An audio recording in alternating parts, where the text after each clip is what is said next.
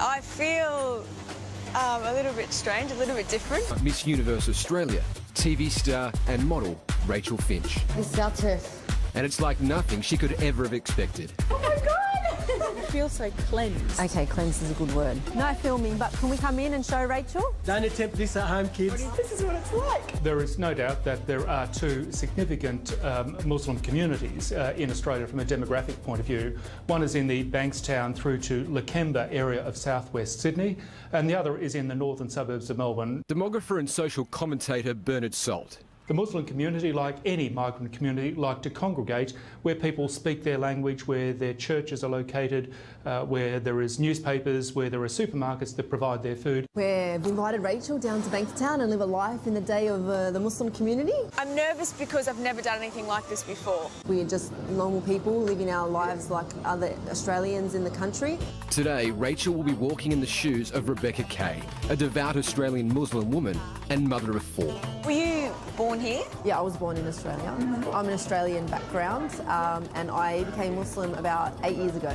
I found the transition really easy and I found the belief was in my heart. But Rebecca, a former Wollongong surfer girl, has a confession. Before I became Muslim, I was a Muslim hater and I used to listen to talkback radio a lot and have that same kind of attitude. And I used to love saying to people, well, if you're not happy here, then you can go back to where you came from. Believing in God and fearing God has taught me to love my fellow human being again and appreciate people for who they are inside their heart, not their skin colour or the way they look on the outside. On the outside, I'm Muslim, but inside, I'm extremely Aussie. So what you see is not what you get. Rebecca's best mate, Frida, joins them for their daily coffee ritual. Other people probably think that we're just boring, simple. We're black. Can't wait for today. I'm so excited to be here. Are we excited to have her? Yeah, are we going to get a coffee or should we just get into it? Before they can start, Rachel must get the blessing of the Muslim Women's Association. It's important to go and see the Islamic elders before we continue on this journey of the spirituality and introducing Rachel to the Islamic culture and faith. This is one of the areas where native Australians, domestic Australians, could learn a lot from migrant communities, the way in which they defer to the elderly in many cases. A big part of Rebecca's week is the volunteer work at My Home Respite, a community-based respite centre for children with special needs. It's a board of Muslim women who have decided to start a respite centre for people with special needs. It's just 4 of them and, you know, they still make such a huge difference. Lunch at the local favourite Jasmine 1 is next, and Super Slim Rachel is getting acquainted with her very first Lebanese feast. Can I order One fattoush. yeah, one fattoush, One tabbouleh. hummus al-lahme, Hummus. which one? Baba ganoush. Are we going to have fries with that? I'm joking.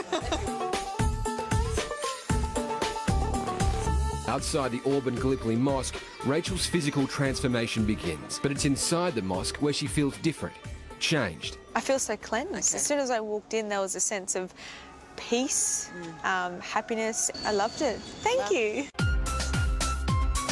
And what would a day with the girls be like without a shopping trip?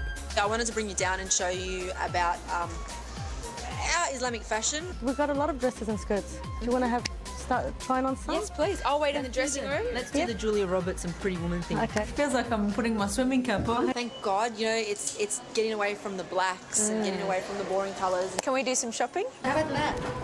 I feel different, yeah, obviously, but yeah, it's amazing. Oh my God!